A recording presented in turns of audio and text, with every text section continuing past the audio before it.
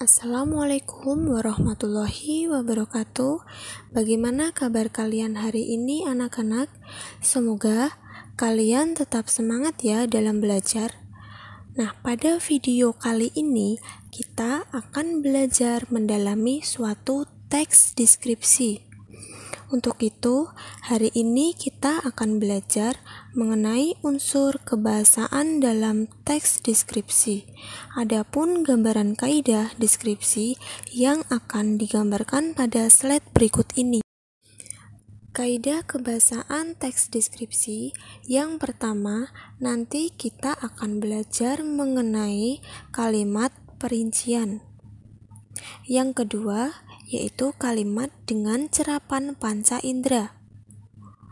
Nah, sedangkan yang ketiga, ada kata berimbuhan kata dasar K, P, T, dan S. Selanjutnya, kita juga akan mempelajari sinonim. Nah, selanjutnya yang kelima, kita juga akan mempelajari kata depan dan huruf kapital. Selanjutnya yang keenam, kata umum dan kata khusus. Dan yang terakhir, yaitu majas. Lalu, apa sih yang dimaksud dengan kaidah kebahasaan? Kebahasaan dalam teks deskripsi.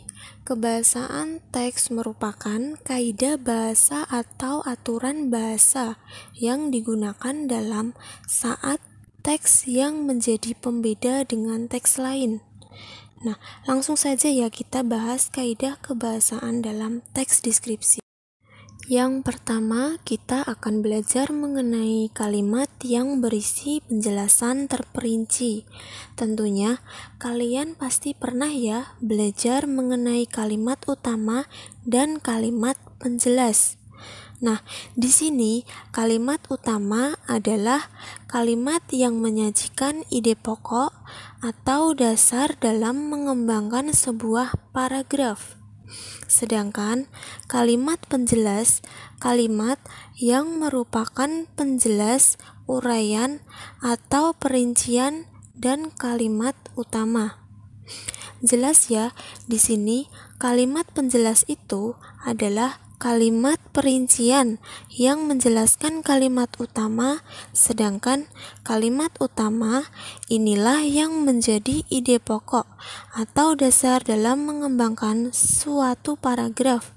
Untuk lebih jelasnya, mari kita perhatikan contoh berikut ini.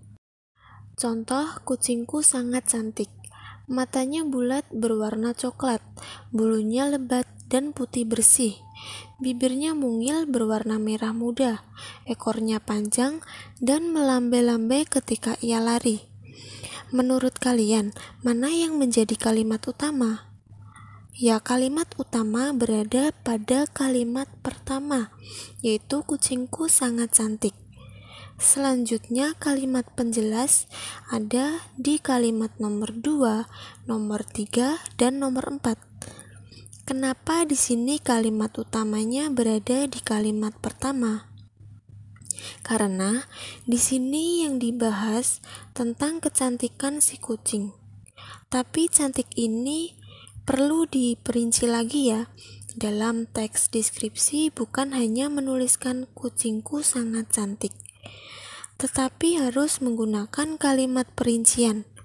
Nah, kalimat perincian itulah yang disebut dengan kalimat penjelas.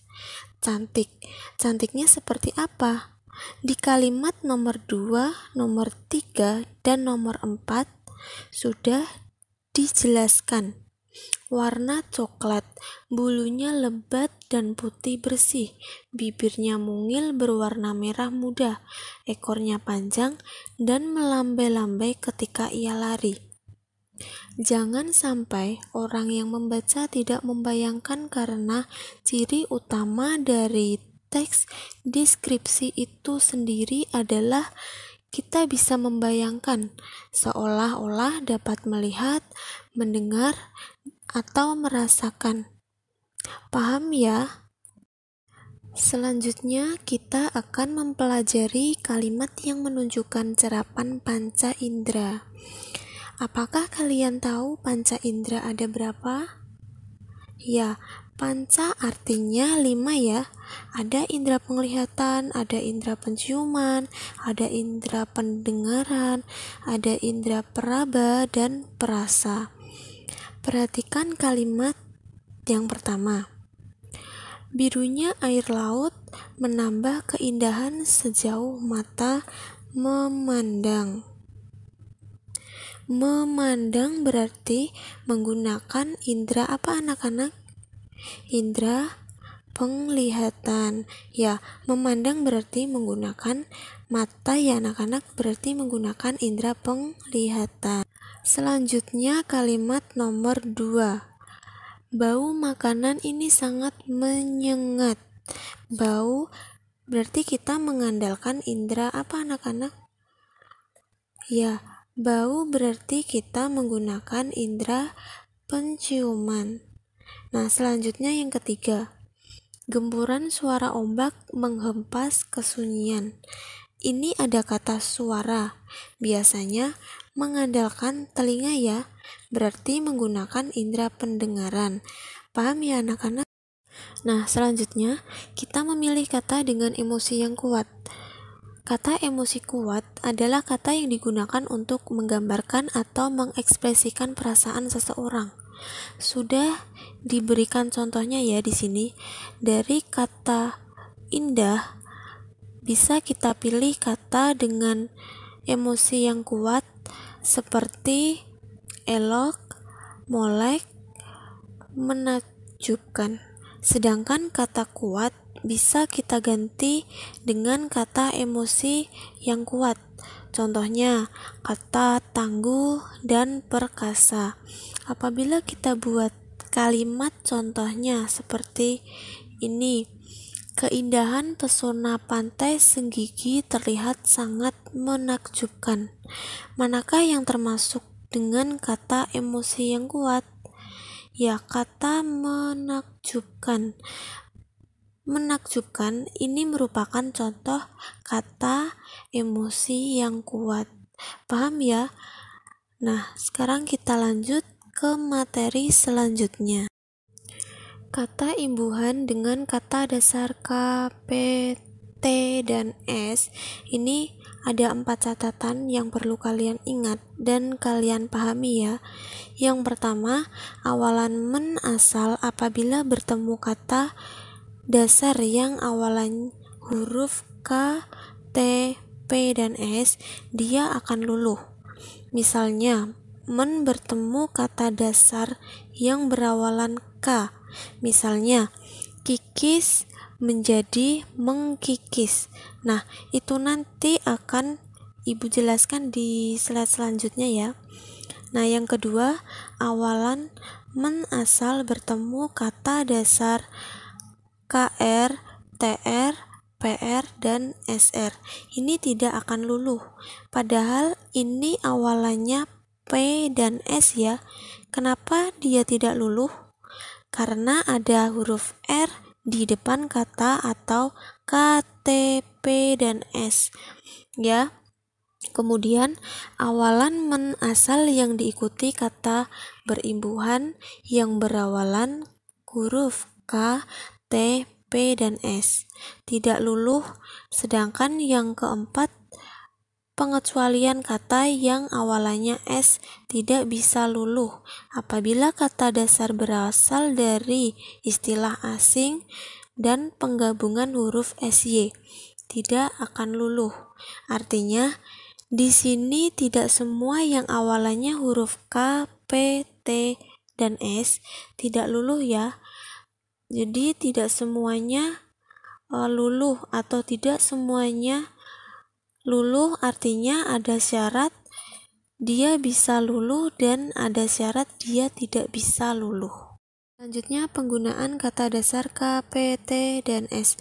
Kata dasar yaitu kata yang tidak memiliki imbuhan ya anak-anak. Nah, contohnya kata kipas, apakah ada imbuhan? Tidak ya. Itu kata dasar. Kemudian kata tutup. Kata tutup juga tidak menggunakan kata dasar.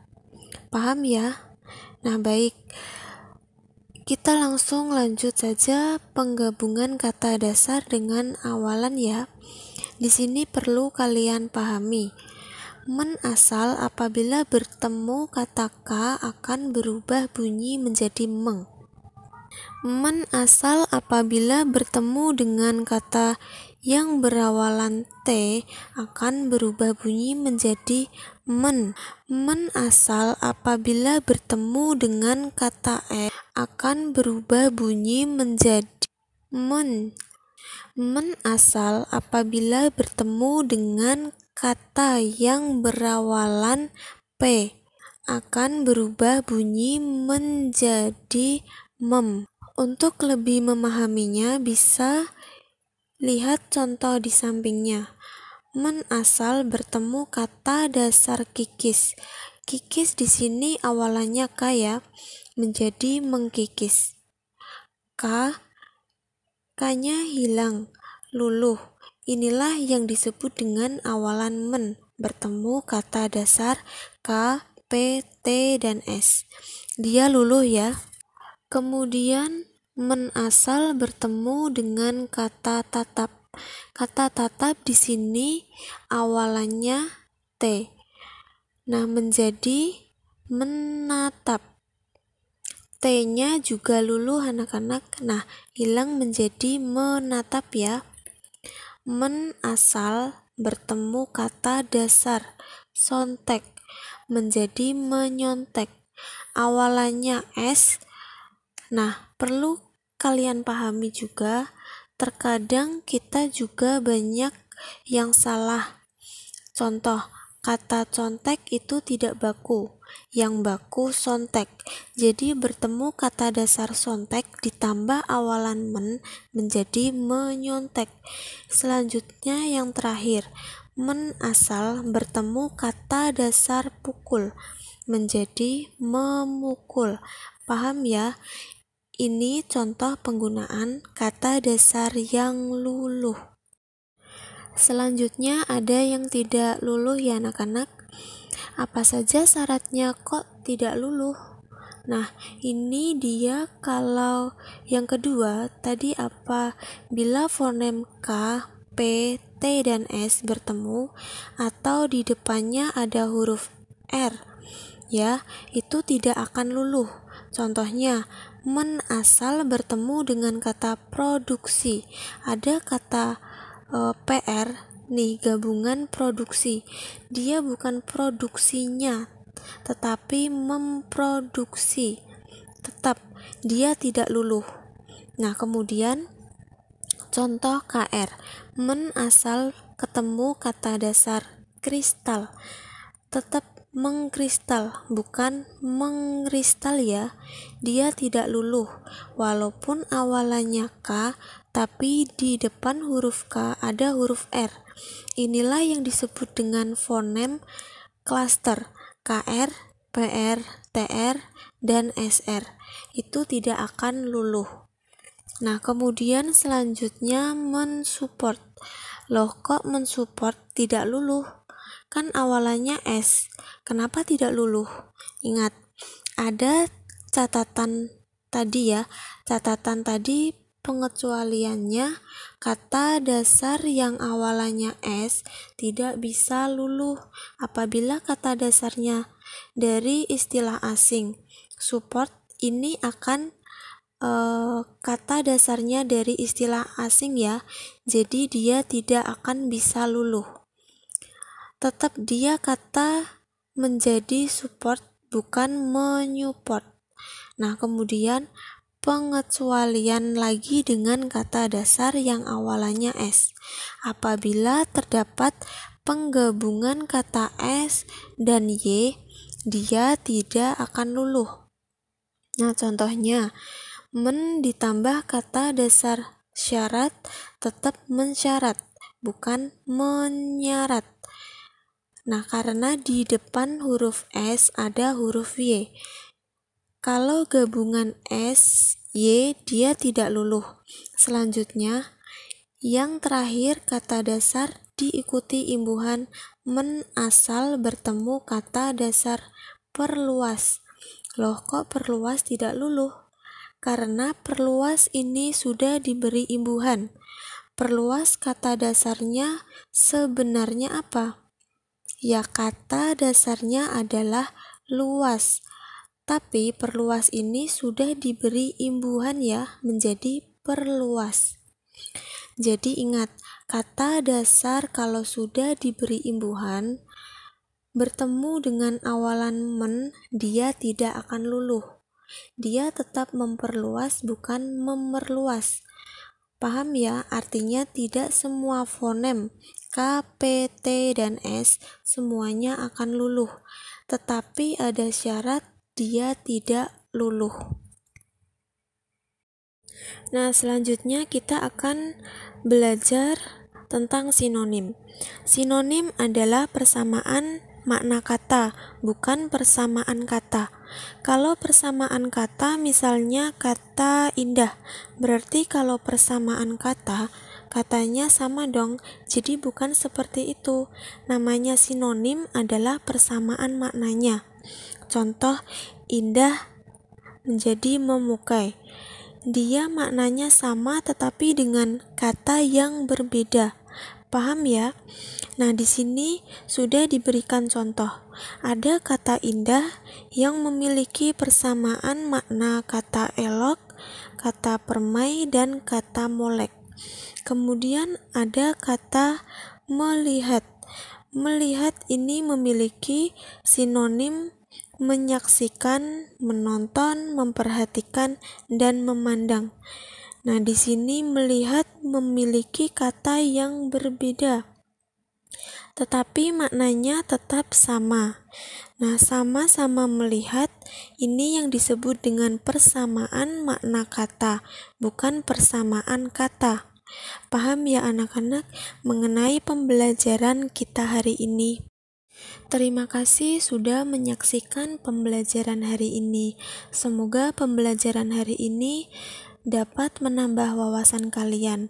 Sampai jumpa di pembelajaran selanjutnya. Wassalamualaikum warahmatullahi wabarakatuh.